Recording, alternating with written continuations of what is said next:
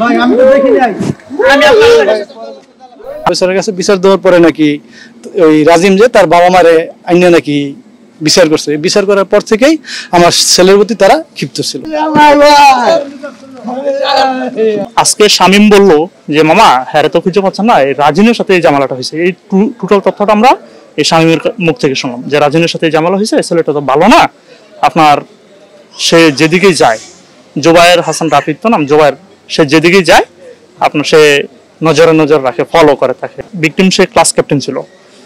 ছেলে তার প্রতি ক্ষিপ্ত এবং রাগান্বিত ছিল। ওর পর থেকেই বাঘিনী যখন বাইরে যায়, কোথায় বিষ পড়ে না পড়ে সে খেয়াল করতো, ফলো করতো, পিছে পিছে যাইতো। ভাই আমি তো দেখি নাই।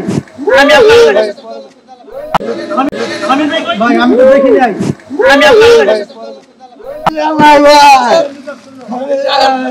সে কলেজে মানে রাজন করে একজন আর আরেকজন করে যায় না, ঝগড়া মারামারি পর্যায়ে ছিল।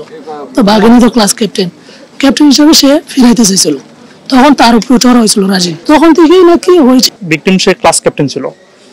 তো ক্লাস ক্যাপ্টেন ছিল, তাকে আপনার ক্যাপ্টেনের যে দায়িত্বটা, আপনার ক্লাসের অন্যান্য যে স্টুডেন্টরা যদি দুষ্টামি করে, কোনো ঝামেলা করে, এটা সে সামাল দিবে। আর সম্পূর্ণ তথ্য গিয়ে প্রিন্সিপাল বা ক্লাসের যে টিচার তাদের কাছে বলবে। তো সে এই কাজটাই করছে। দুইটা ছেলে মারামারি করছিল, তো সে মারামারি থামায়া ওই প্রিন্সিপালের কাছে নিয়ে গেছে। নিয়ে যাওয়ার পরে প্রিন্সিপাল ওই দুই ছেলের গাইডেনকে ডাকাইয়া অপমান অপদস্থ করছে, যেটা করে আর কি। 1 মাস যাবত তারে ফলো করতেছে এই যে রাজিন, 1 মাস যাবত তারে ফলো করতেছে। তো আমরা এই বিষয়ে একদম অবগত না, ভিকটিম আমাদের কিছু বলেন।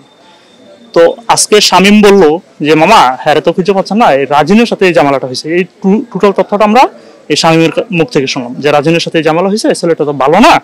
আপনার সে যেদিকেই যায়, জোবায়ের হাসান রাফিদ তো নাম, জোবায়ের, সে যেদিকেই যায় আপনার সে নজরে নজর রাখে, ফলো করে থাকে, আর তার সাথে ক্লোজ হওয়ার চেষ্টা করতেছে। ছেলেটা রক্ত অবস্থায় যে সিঁড়ির মধ্যে উপরে করে শব্দ করতেছে, করে শব্দ শুনে এই সব হাউমাউ করে চিল্লিয়া এই যে দুনিয়ার মানুষ এখানে জড়ো হয়েছে।